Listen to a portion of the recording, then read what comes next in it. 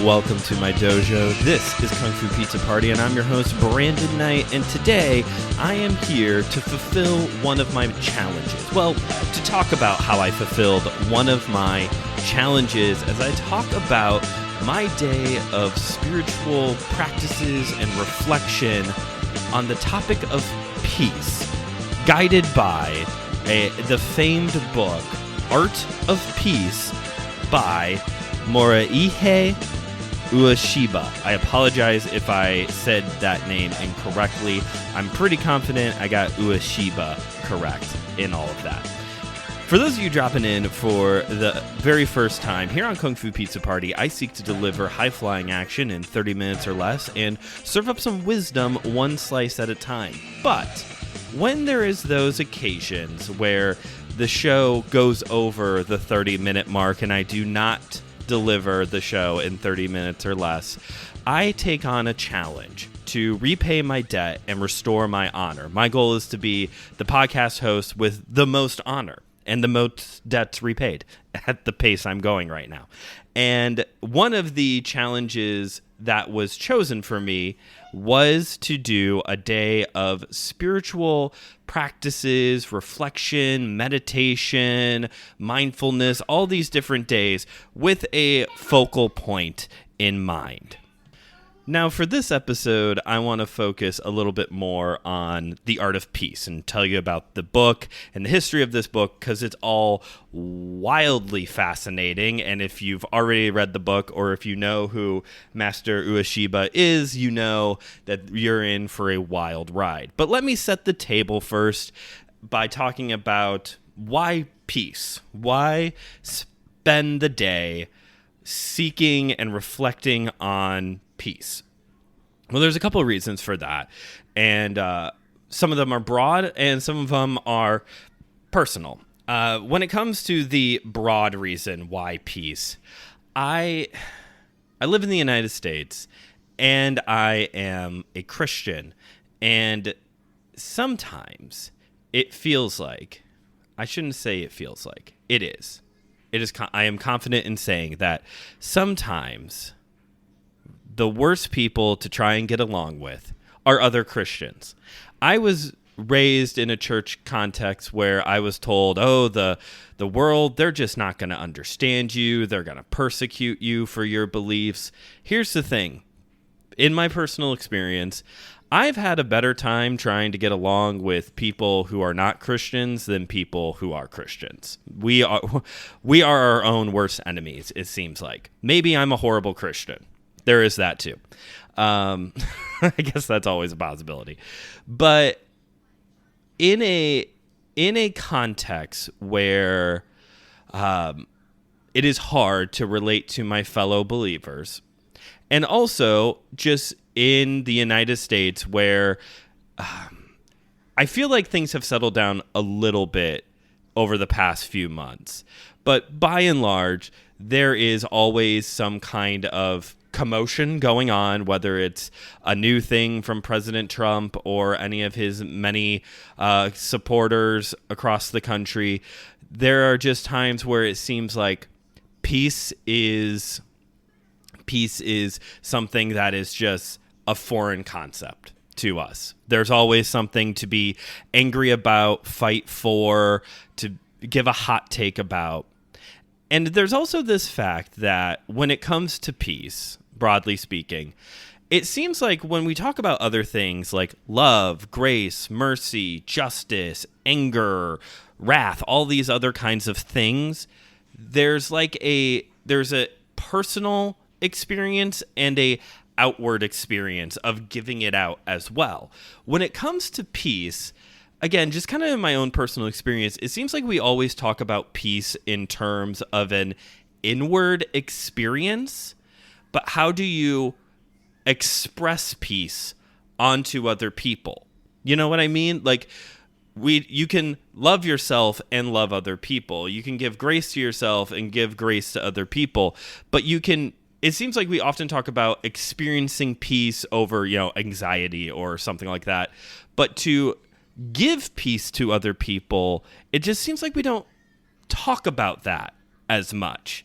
So that was part of my like wrestling, is like, is peace something that is just purely internal? Is there no external distribution of peace? Even though, again, kind of looking through the lens of my Christian faith, Jesus, the central figure, he talks about, being a peacemaker is like a big part of following him. I know for those of you who are, maybe you're not Christians who are listening to this show, how a lot of Christians do act, you would think that being a peacemaker is, the furthest thing from the priority list, but that actually is a much higher up. That is in Jesus's teachings. Anything that's like, be a peacemaker, I give you my peace that is not like this world. Like, peace is actually a very important part of the Christian faith. And there are some groups that embrace that more, all the way to the point of like pacifism. And that kind of moves a little bit into like the martial arts side of things as well, especially when we look at the art of peace, because Ueshiba's like focus in his focus in the writing of this book and everything else that kind of comes with it is the fact that when it comes to a lot of the central texts that we use in the martial arts, again, kind of putting this project together of what are the essential books for every martial art library, a lot of them deal with being in a constant state of preparation for war, the art of war, the Book of the Five Rings. Even in modern day, we have like what's the one? Meditations on Violence. Like, we have all these books that are like preparation for war and violence. And although that does come up in the art of peace, the focus of the art of peace is to prepare for peace, and that the warrior's ultimate goal is to bring about peace internally and externally, and to dwell within that. We don't, if anything, when peace is experienced in the world, even for a brief moment, you'll hear people talk about how, well, now we have to prepare for the next battle. Whereas Ueshiba's focus is to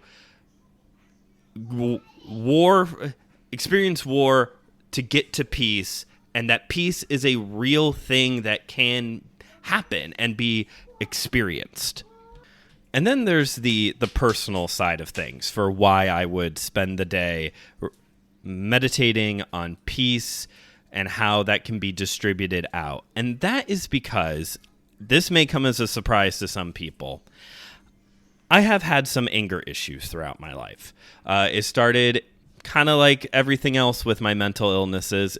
Started right around high school, had a lot of anger issues. I think some of it, though, was retrospectively unresolved trauma from things that had happened earlier in my life, and also I don't want to make light of it, but the standard teen experience, the angst, the hormones. I think a lot of my mental illnesses that started in high school, and a lot of the surrounding context that either led to it or fed off of it, I was the standard teen experience of hormones, friend drama, angst, the whole bit, all of that.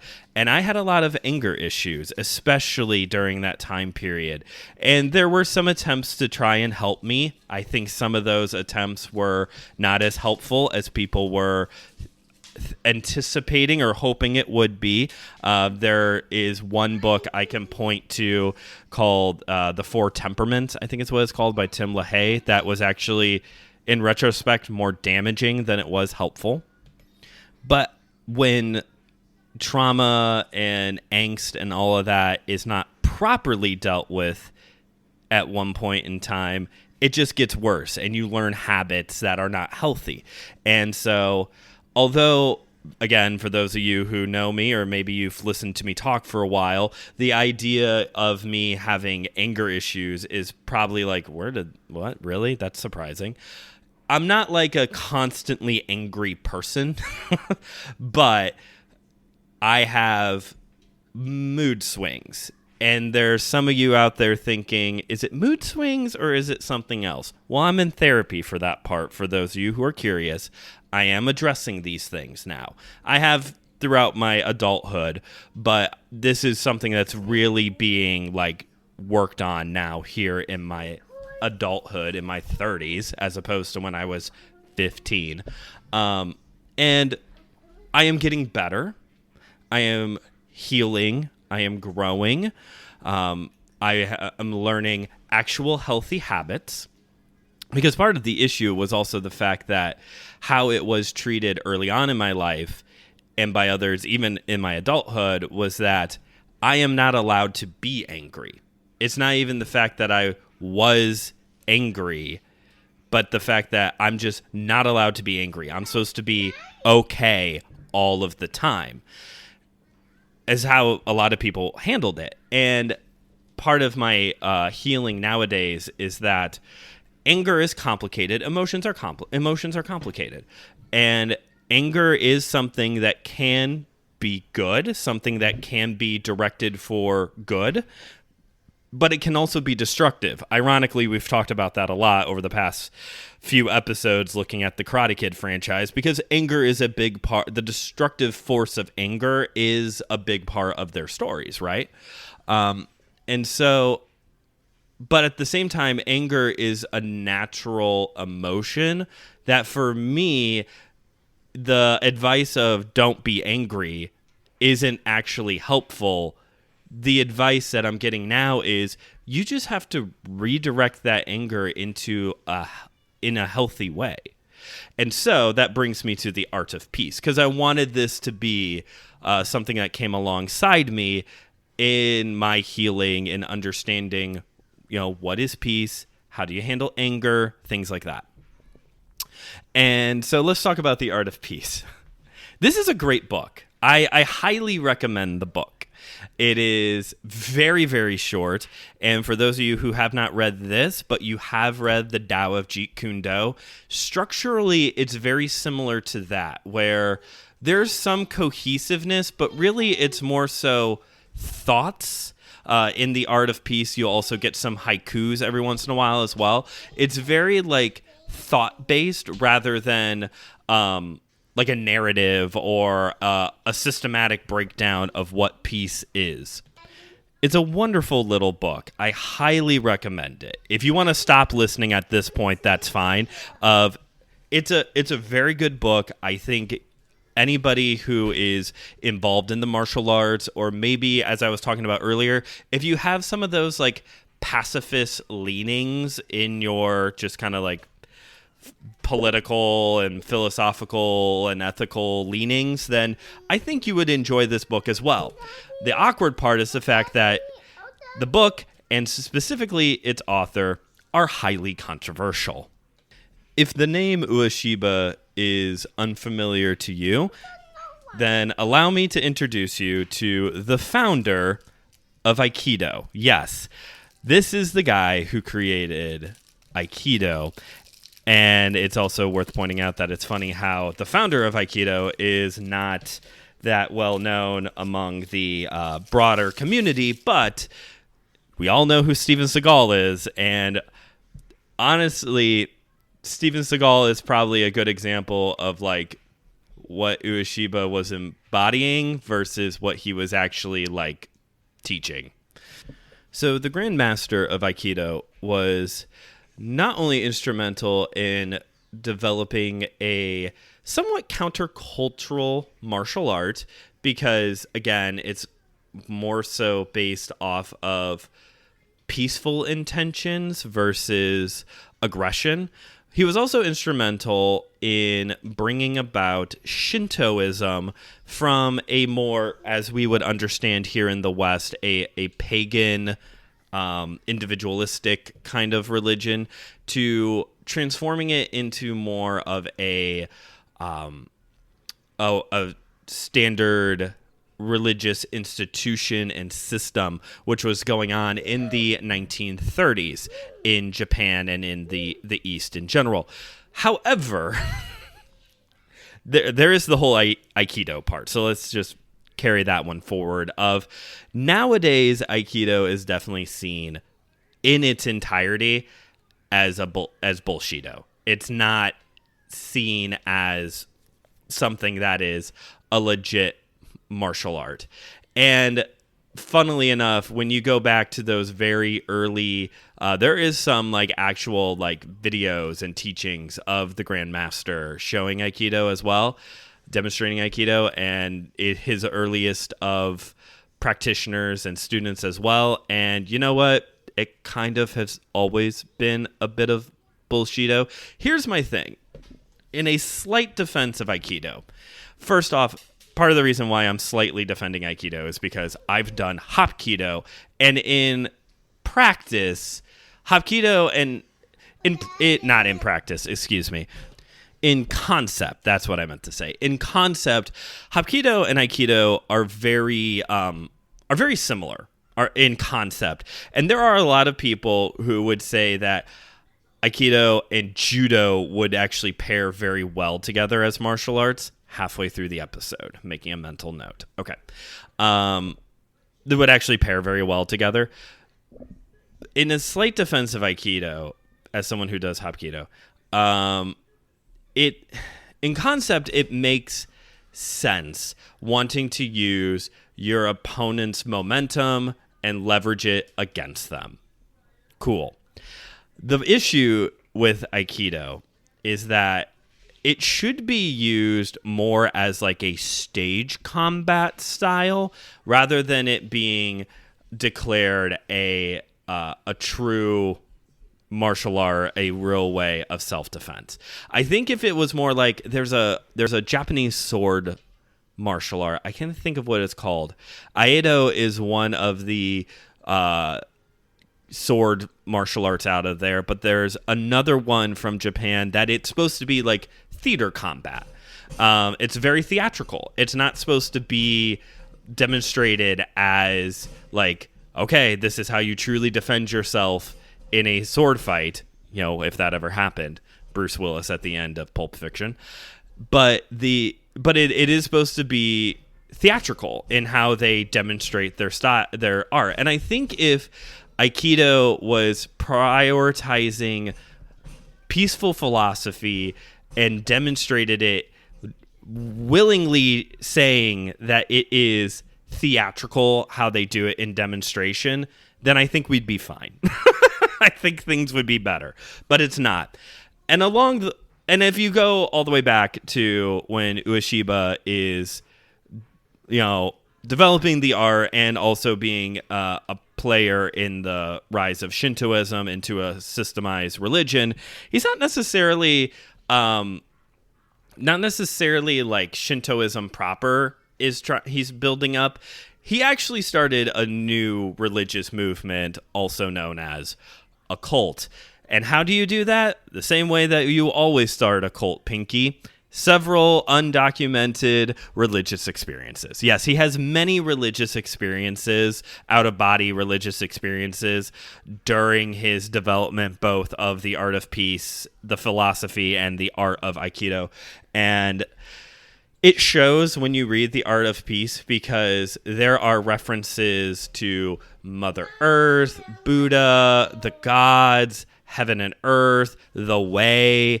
I think even like Jesus might even come up, if I remember right, at one point during the art of peace. So all that to say is it's a bit of a hodgepodge of religious things going on in the art of peace.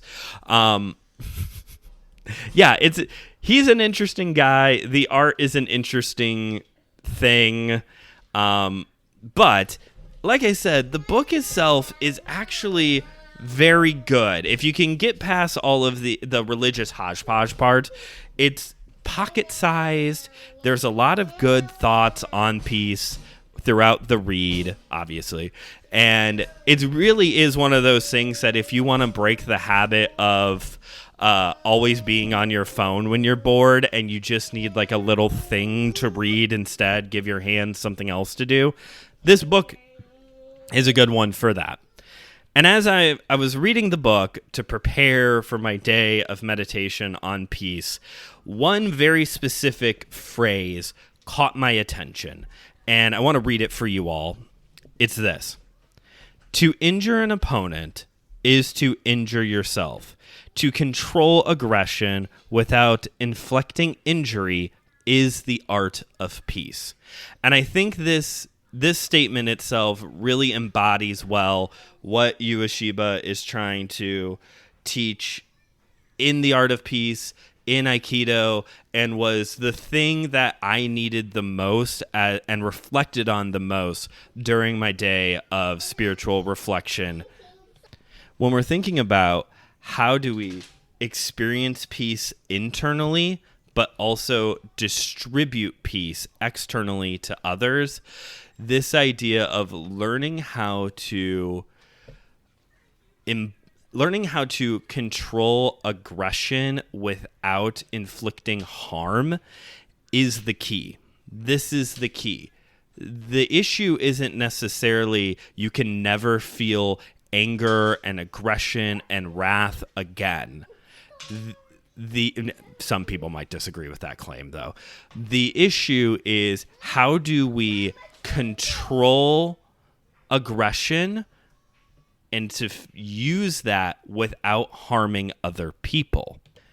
And I think it's that kind of nonviolent response to issues that I see, whether it's, I think the simplest, most universal one is going to be social media.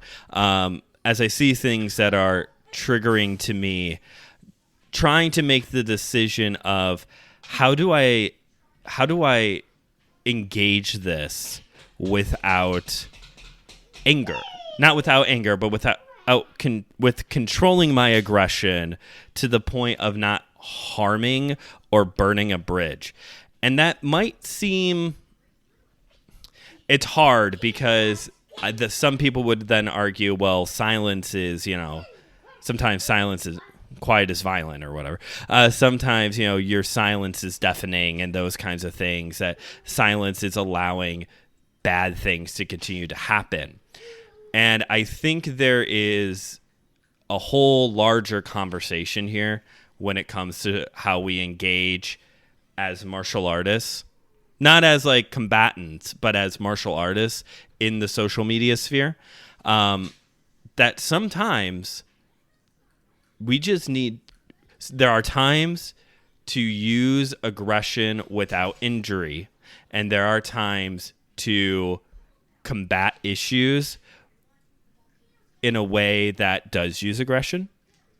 It's still very much a work in progress in my head and in application. But there has been times as I'm trying to kind of figure this out of rather than just rushing into argument on Facebook or whatever to instead just, you know what? I'm going to silence this voice. I don't want to hear this voice because this voice isn't going to want to hear what I have to say. So I'm just going to remove this post or this person from my feed, whatever the case may be.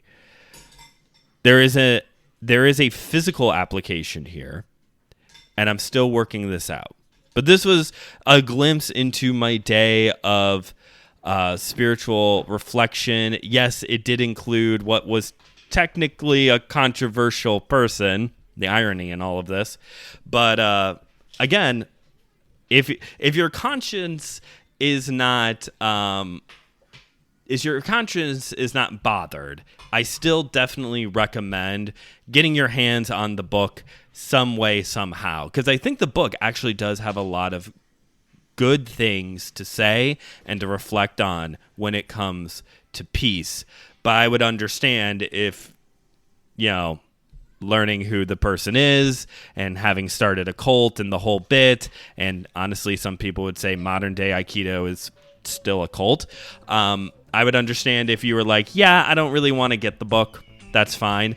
But hey, I would say if you are of peace, grab this book and read it.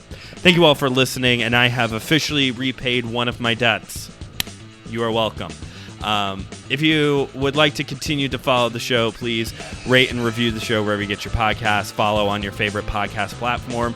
Pass this episode along to a friend. And make sure you keep up with Kung Fu Pizza Party on social media, at Kung Fu Pizza Party on Instagram, and KungFuPizzaPrty on Letterboxd. You can also check out my YouTube channel, Studio 219, a place for faith and pop culture. And you can check out the other great shows here on the Anazao Ministries Podcast Network, including Systematic Geekology, Friday Night Frights, and my sister podcast, My Seminary Life, where I do more of this like faith and theology kind of conversations that we dipped our toe into here today. Thank you again for listening. This has been Kung Fu Pizza Party, where I have delivered high-flying action in 30 minutes or less because it would be embarrassing to fulfill a challenge and have to get another challenge off the back end of it, and definitely served up some wisdom one slice at a time.